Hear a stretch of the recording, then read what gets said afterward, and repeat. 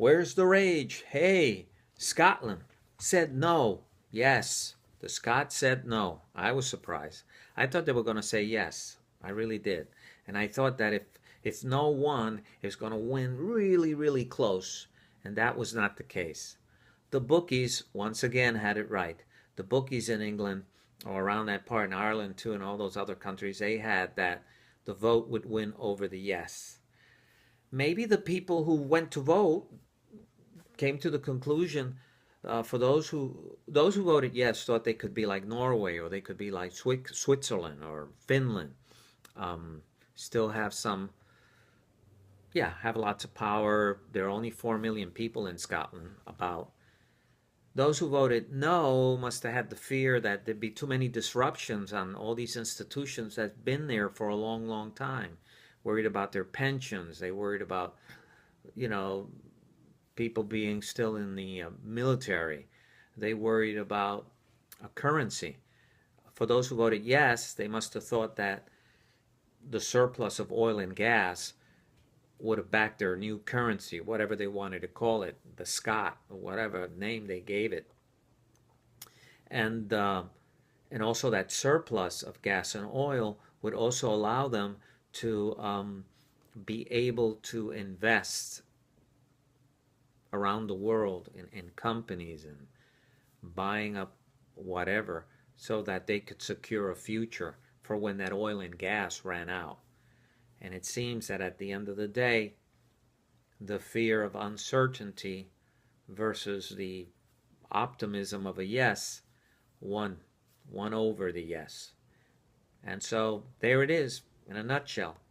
But I was surprised that the no's were as many percentage wise as they were. Also in the news, we have the ISIS thing. It's still a thing. Should have the president backed them up a long time ago?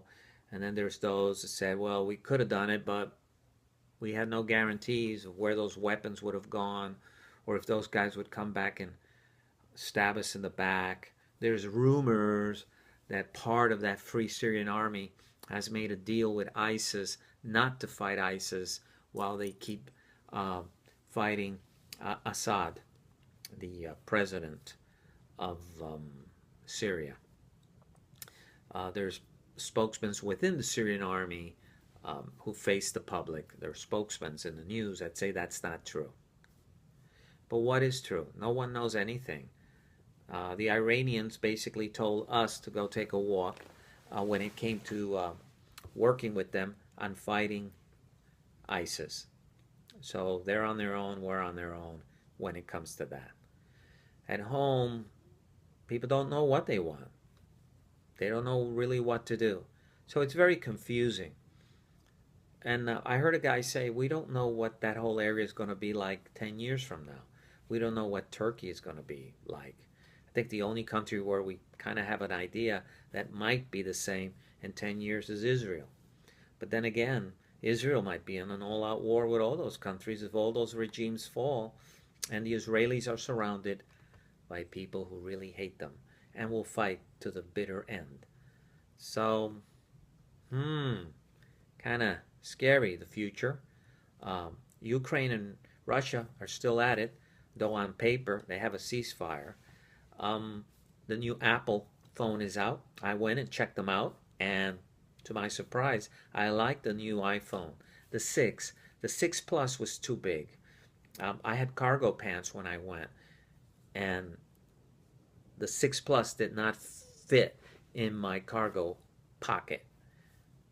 So that was, I was surprised at how big the 6 Plus was.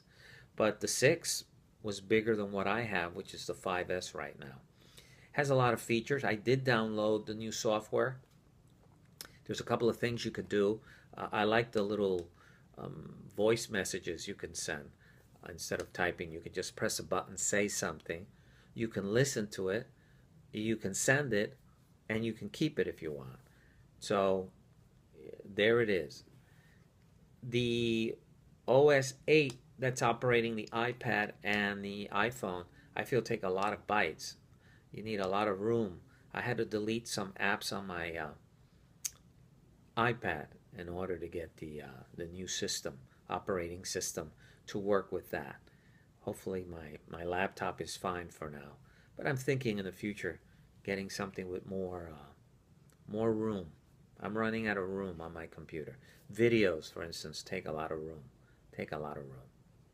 Hey, let's not forget also there was protests in New York against climate change. They want um, they want companies to be responsible. They want more awareness. You know the climate challenge. Those who believe in climate change are supposed to be crazy people, and those who don't believe in climate change are supposed to be people who believe you could just dump whatever you want in the water, in the air, in the earth, and it'll take care of itself. They actually believe that all that oil that's down there, God put it there for our SUVs.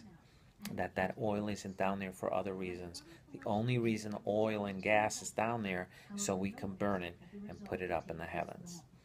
And so the so-called environmentalist weirdos don't believe that. And so there's that clash. I'm I sympathize with the weirdos. I think that oil down there, like the blood in your body, is there for a reason. I don't think the blood in your body is to feed all the mosquitoes in the world. I don't. And so I need my blood. And I think the earth needs its oil and its gas for whatever happens that we still don't understand. We will get it eventually when we've sucked it all out. That'll be too late. And maybe I'll be gone. So that's on that front. Also in the news, we have more and more Syrian refugees. Something like almost 250,000 of them crossed the border in 4 days. Turkey's having a hard time with them. Everyone's having a hard time. It seems that there's a huge exodus of people out of Syria to make matters worse for all the countries that are surrounding that area.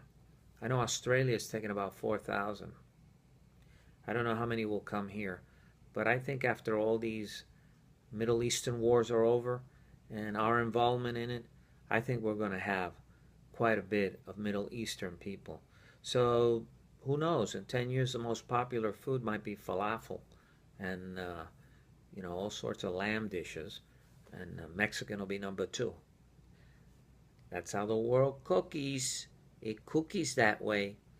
Also, the White House. It seems like everybody's driving to the White House or jumping over the fence. I don't know. Sarah Palin also in the news. She's good at being at the news. She was what you call it? Some family thing. There was booze, and maybe a couple of people got a little too aggressive with each other. But it seems that she's always in the news.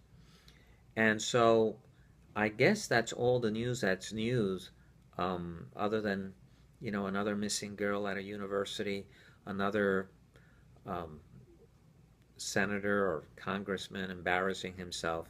You know how it is here in the good old USA. Haven't heard of a school shooting yet. Thank God. So that's it. Football season started also, and the NFL, of course, is struggling with a whole domestic violence and child abuse, and the NFL has to decide what it's going to do with all that.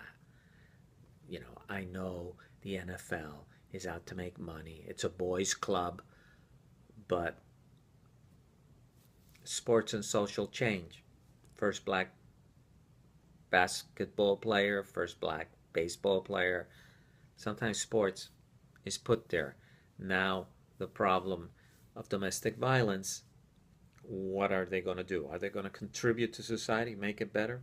Or are they just going to turn away? We'll see. So that's it for Where's the Rage? Remember, stay tuned, subscribe, and I'll talk to you really, really, really soon.